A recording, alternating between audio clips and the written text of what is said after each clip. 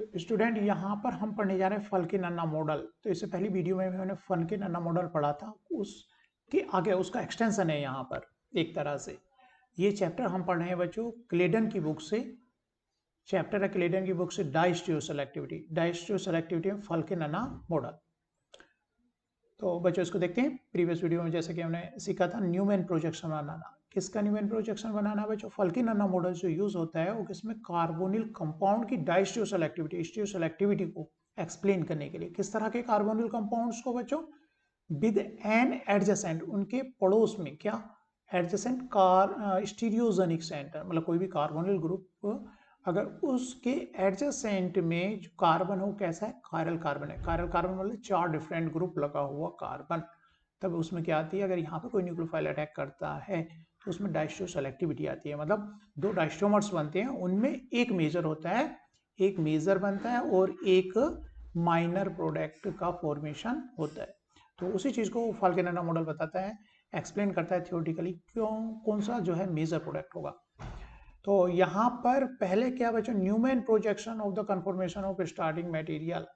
तो starting material का पहले न्यूमैन प्रोजेक्शन हम बनाते हैं, जो कि हमने पहली वीडियो में देखा कि न्यूमैन प्रोजेक्शन किस तरह से बनाया जाता है। उसमें रखा गया था प्लेस द, वहां पर मेन बात थी कार्बोनिल ग्रुप के परपेंडिकुलर। कार्बोनिल ग्रुप के परपेंडिकुलर क्या रखा था हमने? लार्जर ग्रुप रखा था। कार्बोनिल ग्रुप का न्यूमैन प्रोजेक्शन हमने कार्बोनिल ग्रुप बनाया था और वहां पर जो अल्फा कार्बन का जो भी लार्ज ग्रुप था उसको परपेंडिकुलर रखा था। इसके परपेंडिकुलर, परपेंडिकुलर मीन्स 90 डिग्री पर।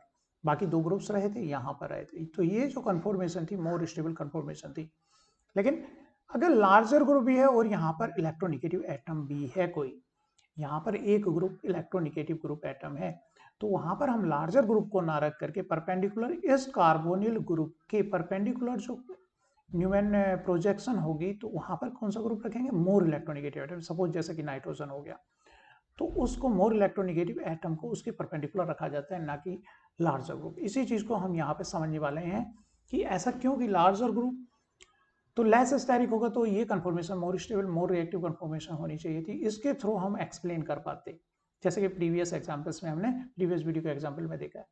लेकिन यहाँ पर हम कह रहे हैं कि अगर इलेक्ट्रोनिगेटिव ग्रुप भी है वहां पर और एक लार्ज ग्रुप है या फिर इलेक्ट्रोनिगेटिव ग्रुप है, तो डाइस्टीरियो सेलेक्टिविटी जो एक्सप्लेन होती है इलेक्ट्रोनिगेटिव ग्रुप को इस कार्बोनिल ग्रुप के परपेंडिकुलर रखा जाता है। उसके बाद उससे जो है हमारी डाइस्टीरियो सेलेक्टिविटी को हम एक्सप्लेन कर पाते हैं अगर वहां पर क्या है? इलेक्ट्रोनिगेटिव ग्रुप है। तो इसी को यहाँ पे समझेंगे बच्चों एग्जाम्पल से कि इलेक्ट्रोनिगेटिव ग्रुप इसके पीछे क्या लॉजिक है कि जो है नाइट्रोजन ग्रुप कार्बोनिल ग्रुप के परपेंडिकुलर रखा जाता है। The effect of the electronegative atom, for example बच्चों यहाँ पर ये रिएक्शन लिखी गई है। इस सेक्शन में बच्चों एल्डिहाइड के अल्फा पोजीशन पर कायरल कार्बन है और उस पर हम जो क्या करा रहे हैं? कार्बोनिल पर न्यूक्लियोफाइल का अटैक करा रहे हैं। ये यहाँ आएगा, ये कार्बोनिल के कार्बन पर अटैक करेगा और जो है बच्चों इस अल्कोहल का फॉर्मेशन होगा। लेकिन यहाँ पर दो, क्योंकि ये क्या है बच्चों? अल्फा कायरल कार्बन है, कार्बोनिल ग्रुप है, उसके अल्फा पर कायरल कार्बन है, तो डाइस्टीरियो सेलेक्टिविटी आएगी। 2 प्रोडक्ट पॉसिबल है जिसमें एक प्रोडक्ट क्या बन रहा है? मेजर बन रहा है। तो इसका जब न्यूमैन बनाया जाए, इस कार्बोनिल ग्रुप का न्यूमैन बच्चों, न्यूमैन बनाना हमने प्रीवियस वीडियो में सीख लिया है। ये न्यूमैन बनाया गया है किस बॉन्ड का? इस बॉन्ड का न्यूमैन बनाया गया है। तो यहाँ पर बात है कि जब यहाँ पर परपेंडिकुलर रखें तो किस ग्रुप को रखें? The trouble is which do we choose as large, nitrogen group और द ब्रांच्ड एल्काइल ग्रुप, कि ये जो ब्रांच्ड एल्काइल ग्रुप है उसको परपेंडिकुलर रखा जाए या फिर नाइट्रोजन ग्रुप को परपेंडिकुलर रखा जाए। Since we know which distereoisomer is produced, we can work backward to find it must be NBr2. BN2 group that sides perpendicular to CO in the reactive transition stage. तो यहाँ पे कह रहे हैं क्योंकि हम बैकवर्ड जाकर देख सकते हैं जो हमारा डाइस्टीरियो फाइंड हुआ उसको जो हम एक्सप्लेन कर पा रहे हैं वो कब कर पा रहे हैं? अगर हम नाइट्रोजन वाले ग्रुप को इसके परपेंडिकुलर रख रहे हैं, ना कि एल्काइल ग्रुप को। जैसे कि पीछे एग्जांपल में देखा, अगर खाली इलेक्ट्रोनिगेटिव एटम ग्रुप नहीं होता तो हमें परपेंडिकुलर कौन सा ग्रुप रखते हैं? हम लार्जर ग्रुप को परपेंडिकुलर रखते हैं। लेकिन अगर वहां पर 2 चॉइस हो गई, एक नाइट्रोजन इलेक्ट्रोनिगेटिव एटम है, तो इलेक्ट्रोनिगेटिव एटम को परपेंडिकुलर रख करके हम इसकी डाइस्टीरियो सेलेक्टिविटी को एक्सप्लेन कर पा रहे हैं। तो यहाँ पर 2 पॉसिबल है और बाद में न्यूक्लियोफाइल अटैक करता है, तो कोई इधर से करता है लीस्ट हिंडर्ड साइड एच की साइड से, जैसे कि प्रीवियस वीडियो में भी हमने देखा है। और फिर हम इसका बच्चों चेंज करते हैं, न्यूमैन को चेंज कर लेते हैं हम साहॉर्स में या फिर बच्चों जिगजैग स्ट्रक्चर में। तो यहाँ पर हम समझने वाले हैं कि यहाँ पर नाइट्रोजन को क्यों परपेंडिकुलर रखा गया, ना कि एल्काइल ग्रुप को। तो इसको बच्चों पहले दूसरे अदर एग्जाम्पल से समझते हैं, फिर यहाँ पर भी वही सेम रीजन रहेगा।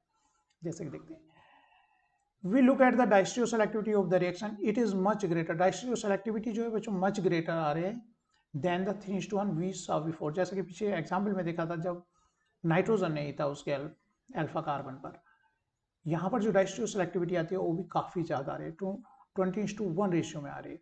This really does suggest that there is a further factor at work here, कोई फर्दर फैक्टर यहाँ पर काम करता है।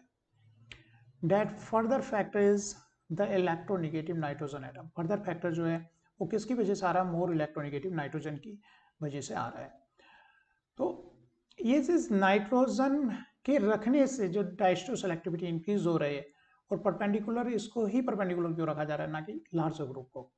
तो इस पे हम बाद में पूछेंगे, पहले हम दूसरे अदर एग्जाम्पल से इसको समझते हैं जो कि हमें इस रीजनिंग तक ले जाएंगे। तो दूसरा एग्जाम्पल बच्चों, carbonyl group increases the reactivity. इस तरह के जो कार्बोनिल ग्रुप्स हैं तो यहाँ पर बच्चों सब्स्टिट्यूशन रिएक्शन को इंक्रीज कर देते हैं अगर लीविंग ग्रुप कहाँ पर हो, इसके अल्फा पर हो। Group increases the reactivity of adjacent leaving group. Carbonyl group के एडजेसेंट पर कोई लिविंग ग्रुप होता है तो वो क्या कर देता है, उसकी रिएक्टिविटी को इंक्रीज कर देता है टूवर्ड न्यूक्लियोफिलिक सब्स्टिट्यूशन। न्यूक्लियोफाइल का सब्स्टिट्यूशन के लिए वो इंक्रीज हो जाती है by several order of magnitude. This was the effect that we noted previous chapter में। हमने ऐसा जो है ये बता रहे हैं कि प्रीवियस चैप्टर में बुक में ये दिया हुआ है, where we show that ketone below react by SN2 mechanism, इतने टाइम फास्टर रिएक्ट करेगा, है ना। अगर मिथाइल क्लोराइड है उसके कंपैरिजन में कोई क्लोराइड यहाँ पर सब्स्टिट्यूशन रिएक्शन हो, या फिर सब्स्टिट्यूशन रिएक्शन जो है बच्चों कहाँ कार्बोनिल के एडजेसेंट में Cl है, तो यहाँ पर जो सब्स्टिट्यूशन है वो सेवरल टाइम फास्टर हो रही है। किसके कंपैरिजन में, इसके कंपैरिजन। तो इसका क्या रीजन है, इसका रीजन हम समझ जाएंगे तो प्रीवियस क्यों हम नाइट्रोजन ग्रुप को इसके परपेंडिकुलर रखें उसका भी रीजन समझ जाएंगे। तो इसको किस तरह से एक्सप्लेन किया गया है, we explain this effect by saying that pi star of CO, ये जो इसका पाई स्टार है CO का pi star and sigma star of CCl overlap to form a new low energy LUMO. तो ये कह रहे हैं कि इसका जो सिग्मा स्टार है, क्योंकि इलेक्ट्रोनिगेटिव ग्रुप है, इसका सिग्मा स्टार जो होगा ये स्क्रीन के पर आ गया, इसी प्लेन पर आ गया इसका जो सिग्मा स्टार है। और बच्चों ये पाई बॉन्ड है तो इसका जो पाई स्टार है, अब पाई स्टार जो की लोकेशन समझने वाली है, ये तो बच्चों स्क्रीन पर आ गया है इसका सिग्मा स्टार, क्योंकि बॉन्ड कहां पर है, स्क्रीन पर। लेकिन पाई स्टार क्या होगा, बिलो द प्लेन होगा, बैक साइड स्क्रीन के अंदर की तरफ को जाता हुआ और स्क्रीन के बाहर की तरफ को निकलता हुआ, स्क्रीन के अंदर जाता हुआ, स्क्रीन के अप साइड आता हुआ पाई स्टार। कहने को इस ये और ये जो पाई स्टार है एक दूसरे के परपेंडिकुलर है, 90 एंगल पर है।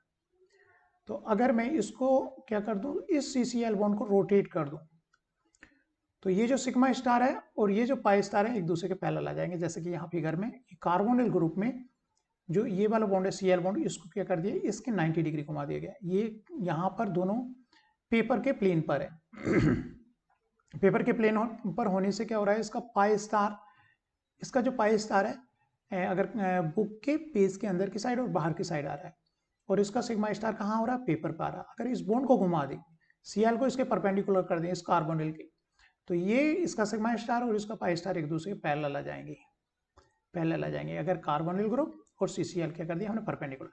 अब इसका पाई स्टार और इसका सिग्मा स्टार आपस में इंटरेक्शन करेंगे, जैसे कि मॉलिक्यूलर ऑर्बिटल थ्योरी में होता है।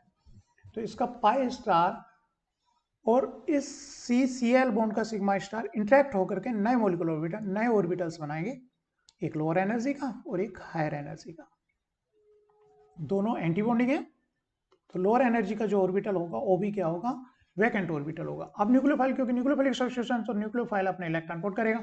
उसको पहले अगर इस पे सब्स्टिट्यूशन करना था तो अपना इलेक्ट्रॉन कहाँ पे पुट करता हो, इस बॉन्ड में पुट करता, कहने का मतलब यहाँ पर पुट करता इसके एंटी बॉन्डिंग में। लेकिन अब इंट्रैक्शन के बाद वो कहाँ पुट कर रहा है, लोअर एनर्जी में, तो इसका मतलब इसकी रिएक्टिविटी इस इंट्रैक्शन की वजह से बढ़ गई, क्योंकि अब उसके जो इलेक्ट्रॉन्स जा रहे हैं वो लोअर एनर्जी में जा रहे हैं। तो इसके सब्स्टिट्यूशन बढ़ने का के पीछे रीजनिंग क्या एक्सप्लेन की गई है कि क्यों सब्स्टिट्यूशन फास्टर हो जाता है, तो उसकी रीजनिंग क्या गई है, इसका पाई स्टार और इसका सिग्मा स्टार एक दूसरे के साथ इंट्रैक्शन करते हैं, और इंट्रैक्शन वो तभी करेंगे जब एक दूसरे के क्या होंगे, पैरेलल होंगे, तभी ओवरलैपिंग हो पाएगी। और पैरेलल होने के लिए क्या होगा, ये कार्बोनिल ग्रुप के CCl बॉन्ड क्या होगा, परपेंडिकुलर हो, तो एक दूसरे के पैरेलल हो पाएंगे, और वो क्या करेंगे, आपस में एक दूसरे के साथ इंटरेक्ट करके नया ऑर्बिटल, लोअर एनर्जी का ऑर्बिटल का फॉर्मेशन करेंगे जो लोअर एनर्जी का होगा। तो इस तरह से इसकी एक्सप्लेनेशन दी गई है कि इसकी रिएक्टिविटी से बढ़ जाती है, आपस में ओवरलैप करते हैं, और ओवरलैप करने के लिए क्या है, ये CCl बॉन्ड और कार्बोनिल ग्रुप क्या हो, एक दूसरे के परपेंडिकुलर हो। Same thing happen even with the electronegative atom, ऐसा ही electronegative atom X that are not leaving group, अगर एक्स लिविंग ग्रुप नहीं है, जैसा कि लिविंग ग्रुप SN2 रिएक्शन में अगर एक्स कार्बन, तो यहां पर भी बच्चों कार्बोनिल ग्रुप की एक्टिविटी क्या होती है, इंक्रीज हो जाती है।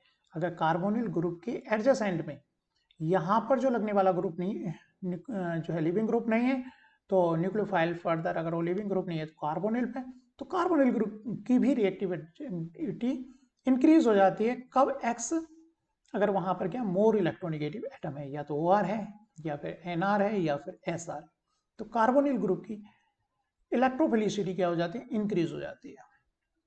तो उसको भी किस तरह समझा गया कि इसका जो सिग्मा स्टार है, क्योंकि मोर इलेक्ट्रोनिगेटिव एटम है, तो मोर इलेक्ट्रोनिगेटिव एटम क्या करता है बच्चों, ऑर्बिटल की एनर्जी को डिक्रीज कर देता है। बॉन्डिंग मॉलिक्यूलर ऑर्बिटल और एंटी बॉन्डिंग ऑर्बिटल दोनों की एनर्जी को मोर इलेक्ट्रोनिगेटिव एटम क्या कर देते हैं, डिक्रीज कर देते हैं। तो ये जो सिग्मा स्टार होगा इसकी एनर्जी क्या होगी, लोअर एनर्जी का आ गया होगा। और यहाँ पर जो इसके पाई पाई स्टार, तो ये दोनों ऑर्बिटल इस समय दोनों ऑर्बिटल क्या है, एक दूसरे के परपेंडिकुलर है, क्योंकि ये पेपर के इनसाइड और आउटसाइड है, और ये कहाँ है, पेपर के प्लेन पर है।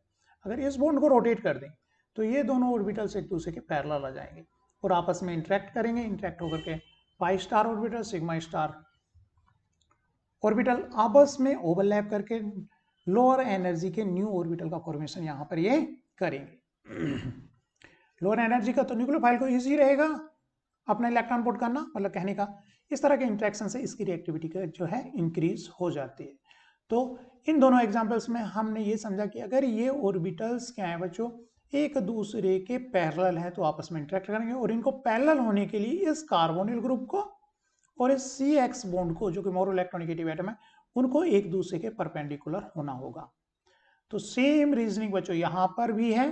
तो इलेक्ट्रोनिगेटिव ग्रुप को जब इस कार्बोनिल ग्रुप के परपेंडिकुलर रखा जाता है तो इसका जो सिग्मा बॉन्ड है तो इसका क्या होगा, सिग्मा स्टार होगा, जो कि प्लेन के पेपर पे आ गया। और कार्बोनिल ग्रुप क्योंकि इसके परपेंडिकुलर है तो इसके पाई स्टार ऑर्बिटल क्या होंगे, इसके पैरेलल होंगे इस तरह से, और ये आपस में दोनों इंटरेक्ट होकर के नए ऑर्बिटल का फॉर्मेशन कर रहे होंगे, जो कैसा होगा, लोअर एनर्जी का ऑर्बिटल होगा। तो लोअर एनर्जी का इलेक्ट्रोफिलिक ऑर्बिटल है, न्यूक्लियोफाइल इसलिए अपने इलेक्ट्रॉन रख देगा। अगर वैकेंट ऑर्बिटल लोअर एनर्जी का, मतलब उसकी रिएक्टिविटी इंक्रीज हो गई। इस तरह से ये कन्फॉर्मेशन इस इंट्रैक्शन की वजह से, इस बॉन्ड के सिग्मा स्टार और कार्बोनिल के पाई स्टार के इंट्रैक्शन की वजह से इस कन्फॉर्मेशन की रिएक्टिविटी इंक्रीज हो जाती है। तो यहाँ पर स्टेरिक रीजन ना होकर के क्या है, ऑर्बिटल के इंट्रैक्शन का रीजनिंग रही, जिसकी वजह से बच्चों ये कन्फॉर्मेशन क्या हो पाई, मोर रिएक्टिव कन्फॉर्मेशन हो पाई। तो यहाँ पर अगर बच्चों नेक्स्ट कार्बन पर, कहने का मतलब ये बच्चों, अगर यहाँ पर एक इलेक्ट्रोनिगेटिव ग्रुप लगा हुआ है और एक बल्कि ग्रुप लगा हुआ, तो हम जो परपेंडिकुलर कन्फॉर्मेशन का फॉर्मेशन करते हैं तो किस कर करते हैं, जिसमें बच्चों मोर इलेक्ट्रोनिगेटिव एटम ग्रुप को जो है उसके परपेंडिकुलर रखा जाता है। तो और फिर फर्दर क्या होता है, न्यूक्लियोफाइल उस पर अटैक करता है और जो है जो मेजर प्रोडक्ट है उसका फॉर्मेशन होता है। तो इस तरह से बच्चों यहाँ पर इसको एक्सप्लेन किया गया। आई होप आप ये समझ में आया होगा।